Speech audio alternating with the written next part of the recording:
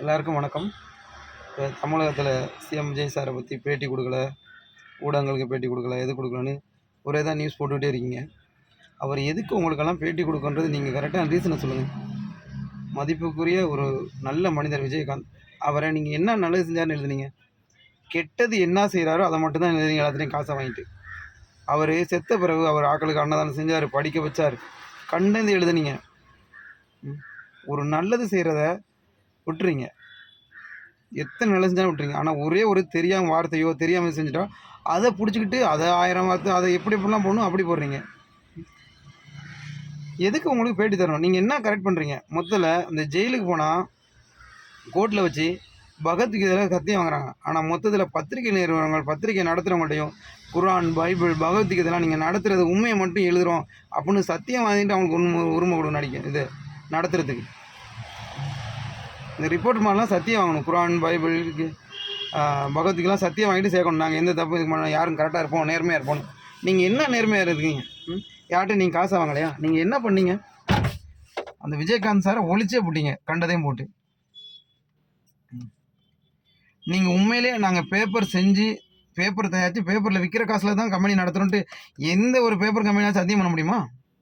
நீங்கள் யார்ட்டையும் காசை வாங்கன்னு?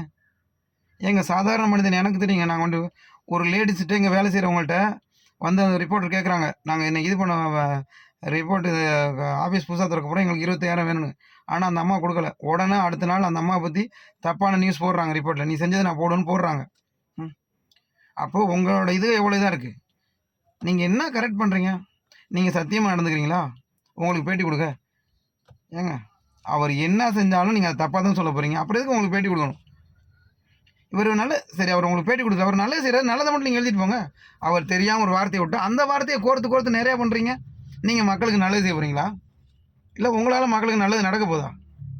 எவன் தப்பு செய்கிறானோ 1000 நல்லது செஞ்சு ஒரு தப்பு செஞ்சால் அந்த தப்பை மட்டும் பிடிச்சி அவன் 1000 நல்லது செய்யறது நீங்கள் எதுவுமே காட்டினதில்லையே, போட்டதில்லையே. எதுக்கு உங்களுக்கு பேட்டி கொடுக்கணும்? என்னத்துக்கு பேட்டி கொடுக்கணும்?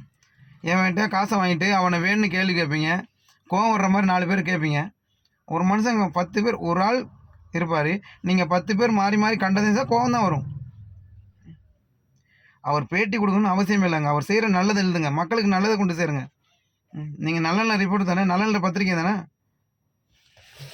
பேட்டி கொடுக்கல ஒருத்தன் பேசுகிறான், பொட்டை பையன்றான். எவ்வளோ தைரியம் இருக்கும்? ஒரு தமிழகத்தோட மினிஸ்டர், முதலமைச்சர் பொட்டை பையன்றான். காசை வேண்டிய அறிவு கட்டவங்களா நீங்களாம்? எவ்வளோ நல்லது செய்கிறாங்க. அவர் இப்போ நல்லது செய்கிறாரு. அந்த அம்மா நாளை திருப்பி படத்துலேருந்து நல்லது செஞ்சுருக்குன்னு சொல்கிறாங்க. அதெல்லாம் விட்டுட்டீங்க. அவர் ஒரு வார்த்தை பேட்டி கொடுக்கணும். இப்போ உங்கள் வீட்டில் வந்து கேட்டாரா பேட்டி கொடுக்கணும்? எதுக்கு பேட்டி கொடுக்கணும்? என்ன அவசியம் பேட்டி கொடுக்குறதில்ல? நீங்கள் பத்திரிக்கைலாம் நல்லது மட்டுமே நாங்கள் செய்கிறோன்னு சொல்லுங்கள். காசு வாங்கலை, நாங்கள் நல்லதில் செய்கிறோம். அவ்வளோ பத்திரிக்கையும் காசை வாங்குறீங்க. வாங்கிட்டு ஒருத்தனை தப்பாக எழுதுறீங்க, போய் அடுத்தவனை ஆப்போசிட்டில் எழுதுறீங்க. முதல்ல மக்களுக்கு நல்லது நடக்குதுன்னா அதுக்கு எல்லாருமே ஊக்குவிங்க. அதை தடை போடுற மாதிரி யாரும் நடந்துக்காங்க. அரசியல்வாதிகளும் சரி, எல்லாரும் சரி. ஒருத்தர் நல்லது செய்யும்போது அவர் அதை செஞ்சுட்டாரு, இதை செஞ்சுட்டாரு, அந்த குறையை கண்டுபிடிக்காங்க. என்ன குறையோ? நீங்கள் நல்ல அரசியல் தானே, மக்களுக்கு நல்லது செய்யணும்னு தான் நினைக்கிறீங்க. சொல்லுங்கள், மிஸ்டர் சார் இது கொஞ்சம் இதாக இருக்குது, இதை கரெக்ட் பண்ணுங்கன்னு. அவர் கரெக்ட் பண்ணாட்டி கேளுங்க. நீங்கள் அதை விட்டுட்டு கத்திக்கிட்டு இருக்கீங்க. ஒரு பக்கம் இன்னொருத்தங்க கத்துறீங்க. என்ன அவசியம் உங்களுக்கு அப்படி? ஒரு நல்லது மக்களுக்கு நடந்துடக்கூடாது. ஒரு ஏழைங்க யாரும் அரசியலில் ஜெயிச்சிடக்கூடாது. ஒரு ஏழ்மட்ட மக்களுக்கு நல்லது நடக்கக்கூடாது.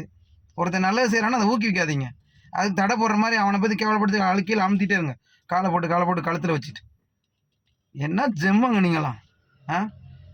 ஒருத்தர் சரி, அவர் புதுசாக அரசியலுக்கு வந்திருக்காரு. அவர் அரசியல் செய்யும்போது சரி, நீங்கள்லாம் பழைய ஆக்கள் நல்லவங்க, அவர் செய்கிற தவறு இருந்தால் எங்கே இது தப்பாக இருக்குது, இந்த இடத்த கரெக்ட் பண்ணி இங்கே நல்லது நடக்குது அப்படின்னு சொல்லுங்கள்.